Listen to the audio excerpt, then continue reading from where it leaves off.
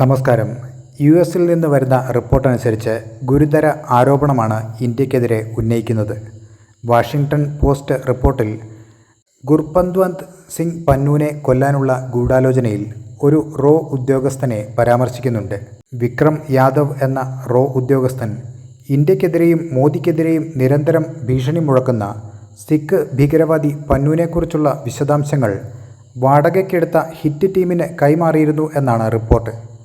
അതേസമയം പന്നൂൻ്റെ കൊലപാതക ഗൂഢാലോചന എന്ന ആരോപണം ഇന്ത്യ നിഷേധിച്ചു.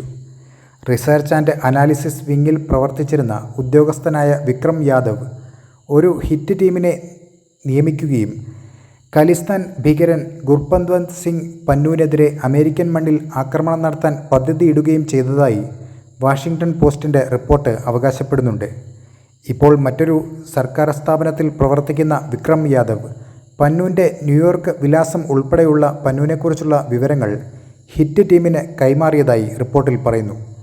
വിദേശകാര്യ മന്ത്രാലയം അതിനോട് പ്രതികരിക്കാൻ വിസമ്മതിച്ചതായി വാഷിംഗ്ടൺ പോസ്റ്റ് അവകാശപ്പെടുന്നുണ്ട്.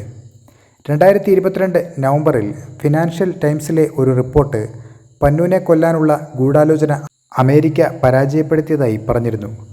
പന്നൂനെ ഉന്മൂലനം ചെയ്യാനുള്ള ഗൂഢാലോചനയിൽ ഇന്ത്യ ഉൾപ്പെട്ടിട്ടുണ്ടെന്ന ആശങ്കയിൽ യു.എസ്. ഇന്ത്യൻ സർക്കാരിന് മുന്നറിയിപ്പ് നൽകിയതായും റിപ്പോർട്ട് അവകാശപ്പെട്ടു. പന്നൂനെ കൊലപ്പെടുത്താനുള്ള ഗൂഢാലോചന സർക്കാർ നയത്തിന് വിരുദ്ധമാണ് എന്ന് പറഞ്ഞുകൊണ്ട് അമേരിക്കയുടെ ആരോപണങ്ങളെ ഇന്ത്യ ശക്തമായി നിഷേധിച്ചിരുന്നു. പന്നൂൻ കൊലപാതക ഗൂഢാലോചന ആരോപണങ്ങൾ അന്വേഷിക്കാൻ 2023 നവംബർ 18 സർക്കാർ ഉന്നതതല അന്വേഷണ സമിതിയും രൂപീകരിച്ചു.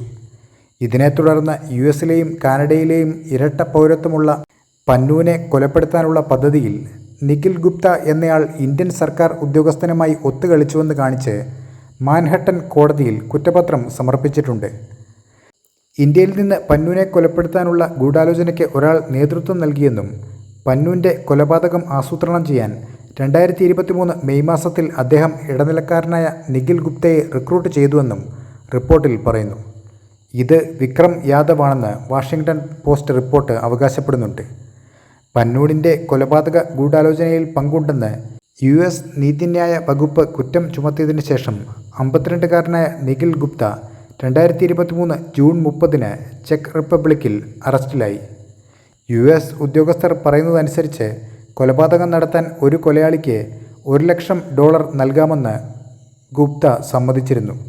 2023 ജൂൺ 9 ഇതിനകം $15,000 മുൻകൂറായി നൽകിയിരുന്നുവെന്നും പറയുന്നു. വാഷിംഗ്ടൺ പോസ്റ്റ് റിപ്പോർട്ടിൽ ഇക്കാര്യങ്ങൾ ഇന്ത്യയുടെ ദേശീയ സുരക്ഷാ ഉപദേഷ്ടാവ് അജിത് ഡോവലിനും അന്നത്തെ റോ മേധാവി സാമന്ത് ഗോയലിനും അറിയാമായിരുന്നുവെന്നും അവകാശപ്പെടുന്നുണ്ട്. ഏതായാലും നമുക്കറിയാം, ഒരു രാജ്യത്തിൻ്റെയും ചാരസംഘടനകൾ മറ്റ് രാജ്യത്ത് അവർ നടത്തുന്ന പ്രവർത്തനങ്ങൾ അംഗീകരിച്ചു കൊടുക്കാറില്ല. അതുകൊണ്ട് തന്നെ ചാരസംഘടനകളുടെ പ്രവർത്തനങ്ങൾ നിഗൂഢമാണ്. ഈ വാർത്ത കളവാണെങ്കിലും സത്യമാണെങ്കിലും എന്തുതന്നെയായാലും ഇതുമൂലം ഇന്ത്യൻ ചാരസംഘടന റോ ഇപ്പോൾ ലോക ശ്രദ്ധ ആകർഷിക്കുന്ന കാഴ്ചയാണ് കാണുന്നത്. യു.എസിലും റോ പണി നടത്താൻ തുനിഞ്ഞോ എന്ന ചർച്ചകളും വിദേശത്തുള്ള ആൾക്കാർ ഉൾപ്പെടെ സോഷ്യൽ മീഡിയയിൽ ചർച്ച ചെയ്യുന്നുണ്ട്. പാകിസ്ഥാനിൽ ഇന്ത്യൻ ചാരസംഘടനയുടെ ഇടപെടൽ ഇടയ്ക്കിടെ പാക് സർക്കാർ ആരോപിക്കുന്നുണ്ട്. നിങ്ങളുടെ അഭിപ്രായത്തിൽ ഇന്ത്യയുടെ ശത്രുക്കളെ നിഗ്രഹിക്കാൻ ഇന്ത്യൻ ചാരസംഘടന റോ തുനിഞ്ഞിറങ്ങിയിരിക്കുകയാണോ? നിങ്ങളുടെ അഭിപ്രായം കൂടി കമൻറ്റിൽ പറയുക. അപ്പോൾ മറ്റൊരു വാർത്തയുമായി വീണ്ടും കാണാം. നന്ദി.